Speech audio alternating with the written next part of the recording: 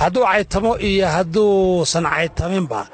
qarankan jamhuuriyadda somalilan waxa weeye waa qaran hadafkiisa leh oo xuduuda leh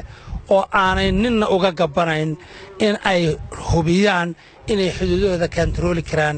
si nabada haddii loogu diido inay ku tagaanna si xuduuda bay ku tegayaan taas waxa weeye discussion ma leh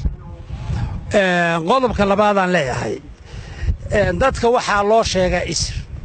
halkan Laascaanood iyadoo Puntland haysato dadka reer Sool ee deegaankan ka soo jeeda waxaan rabaa inaan u sheego sababta inaan aqligooda laga dhigin dad maxasa oo aan waxba garan karin haddii aad Itoobiya tagtaan Cabdullaahi Yuusuf iyo Cadda Muuse labaduba caawa wayna ka hooseeyaan iyo dawladda Itoobiya ayaa garatay oo ay saxeen iyagoo labaduba madaxa in lagu wareejiyo Soomaaliland sababta loogu wareejinayna waxa weeye de waa wax la garanayo maanta dadka isu qiiraysiinaya tukaraq ninka ku dagaalamaya dhulkii maanta dhulbahante meesha uu jiro iyo cidda gacanta ku haysa waa la ogyahay inta Soomaaliland ay soo waday hawshaana waa la ogyahay sababta aan idin sheegaya waxa weeye 50 kiiloomitir ee laamiga ku yaala sababta loogu dagaalamaya wax kale ma aha waa in garowa lagu ilaashado oo ay geej u noqoto oo albaab u noqoto oo ay security zone bay rabaan inay ka dhigtaan macnaheedu ma hadanayn ay danaynayaan iyo cid ay rabaan hadday cid danaynayaan iyo cid ay rabaan dee waynu arki lahayn waxaan idinku xaqiijinayaa degmada ugu dhow waa Taleex ee garowa ugu xigta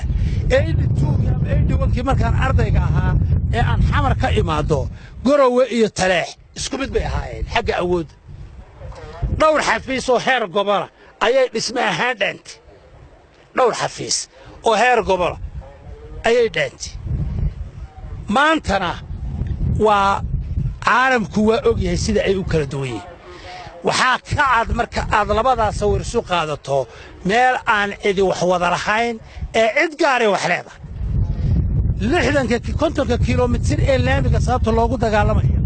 ee loo caadifadaynayo ee loo reer hibelaynayo waa dhulkan baadimisan cirgaab miyuusan ka shishay buuxo miyuusan ka shishay dhulkan aanu joogno imisa kiiloomitir maxaa loo siin waayay ahmiyadda qofka muwaadinkii deegaanka aan ka soo jeeda inuu garto weeye sababta 50 kiiloomitir ee laamiga ee garowe xiga sidan loo buunbuuninayo ee loogu dagaalamayo everybody wax garanayaana wuu garanayaa inay u haystaan security zone iyo inaan ay intaa ka dhigtaan geej ay ku ilaashadaan magaalada garowe laakiin aanay dan kale ka lahayn waxaana leeyahay dan ka dhigan maysaan iyo security zone ka dhigan maysaan ama buffer zone aad ku ilaashataan magaalada garowe dadka deegaanka hadda galay waxay u baahan yihiin isbitaal waxay u baahan yihiin waxtar oo waxay u baahan yihiin kala dambeyn oo waxay u baahan yihiin waxbarasho oo waxay u baahan yihiin arrimihii bulshada oo dhan oo waxay u baahan yihiin inay helaan biyo oo waxay u baahan yihiin inay noqdaan dad maamul iyo kala dambeyn intii aad ku soo maxaafsateen anigaygan kula hadlayaa waad garan kartaan deegaanka waliba inaanu sida aanu garanayo waad garan kartaan suurtagal ma aha in aad ka dhigataan dadkaasi kuwa hostage oo security-ga garowe u aftuuban laakiin aan dan kale laga lahayn annagaa dan kale annagay dadka yihiin annagaa u naxayna annagaa u hayna madaxweyne u naxaya oo sidii tukaraq wax aanu uga qabannay oo 20 sanadood ay haysteen cid wax uga qabanaysa annaga hayna waxaan leenahay war garowe marar badanna waanu garowe waa maamul ka tirsan dawladda Soomaaliya uma soconno in cid la dhibo in garowe dib lagu sameeyo uma soconno waxaan u soconnaa war dadkayagiyo deegaankayagiyo ummadayadu waxtar bay u baahan yihiin isbitaal bay u baahan yihiin waxbarasho u baahan yihiin biyo u baahan yihiin leyd bay u baahan yihiin nal bay u baahan yihiin ta umulaysa meelay ku umushay u baahan tahay war dadkayaga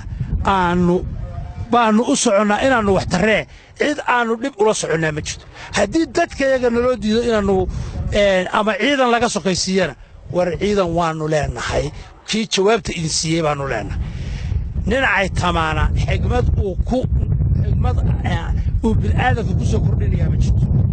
hal qodob baan ku soo gaabinayo qarnigan aynu ku noolahay qarni cid khasbi karta maaha xuduudka Soomaaliland iyo Soomaaliya ma aha mid doonis iyo jacayl ku dhisan mid isirnimo ku dhisanna maaha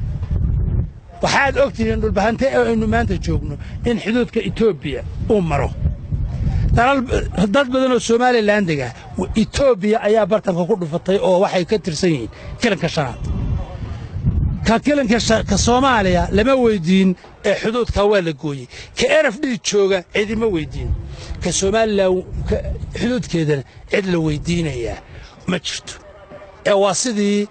ay nimankii cadaa ee Afrika qaybsaday u sameeyeen ayaa kana loogu dhaqmayaa waxaan leeyahay walaalahayo cunfi ma hayno colaad idin ma hayno shakhsiyana laakiin danaynu kala leenahay danaha aanu leenahay waxa weeye inaad idinkuna maamulkiina